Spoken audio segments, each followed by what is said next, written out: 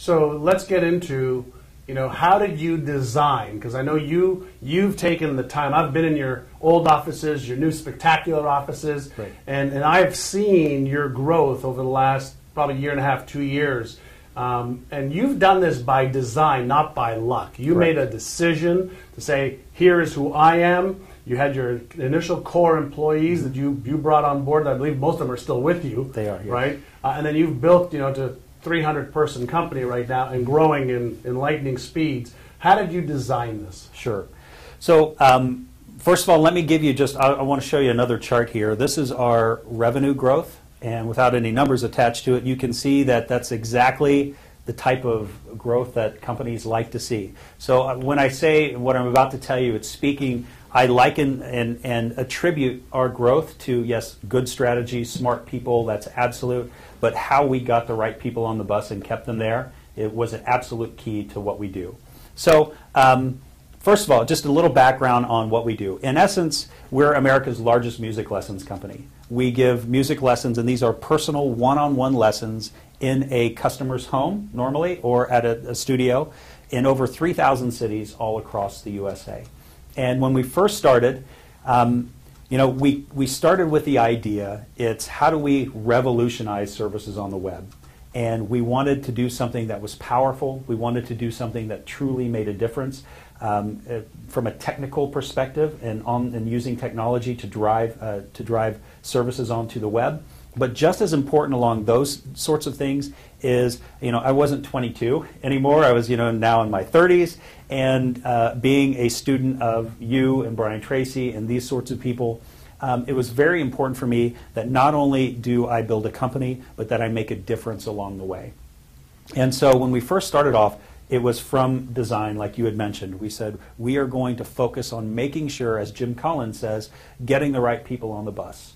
And we looked, and I brought on a second person. His name is Chuck, who shared the same sort of values. That was 6-7 years ago. Chuck is still with me today. Brought on Drew. He's still with me today. Chris, all of these people.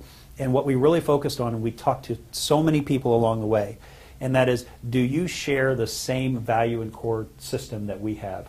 And we purposely designed a company in such a way to where long term, you can take me out of it, you could take Chuck out of it, any of the co-founders, and the company would just keep humming along, growing like crazy based on the value system, not based on necessarily a single individual. And he will share the value system with you today so you understand this. Yes, and absolutely. Just so you know, we're learning a ton from Stephen and his team to bring these types of design to praxis now also. So as much as Stephen says, he may have learned some stuff from me and Brian and other individuals, we're learning from him and we're sharing back and forth all the time. Mm-hmm. And that's one of the things that Stephen does phenomenally well. Is he's so into personal and professional growth on an ongoing basis, constant and never-ending improvement. Yep. And so always willing to give and always willing to learn. So I'll let you keep going because this is great stuff. Okay, great. So we'll... and again, just a little bit, you can see, I'll show you a couple other slides, more to build just a little bit of credibility, so it shows like what the company is doing and our levels of growth. These are our active paying customers that are growing.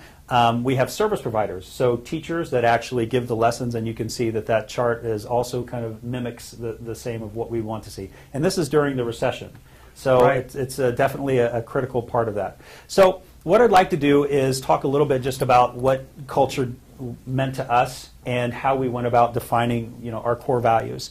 And culture is a combination of the languages that we use within the company, the symbols, and you'll see these throughout the presentation a little bit. Stories that we have are how our work amongst each other, how we work amongst our suppliers and our service providers as well as how we make decisions about what's right and what's wrong for the company. So probably about 5-6 years ago, I was reading a book by Jim Collins, Good to Great. And if you haven't read the book, I highly recommend it. It's an incredible book written by an exceptional author. And basically, the way that you get to a vision is you have to be very, very clear on what things do you value and what is your key reason for being in business. And they call that the core purpose. And that is something that does not change. It's something that is core to what you do. And then you marry that with what we call the envisioned future. And that is, you take a look long term. And he calls them BHAGs, if you're familiar with that. Which Big, hairy, audacious goals. Right. And these are those things to where if you were to actually tell people, the general public, this is where I want to go as a company, they kind of look at you like you're crazy, like your head's popped off, and the typical response is, oh, you'll never do that. And that means you've got a perfect BHAG.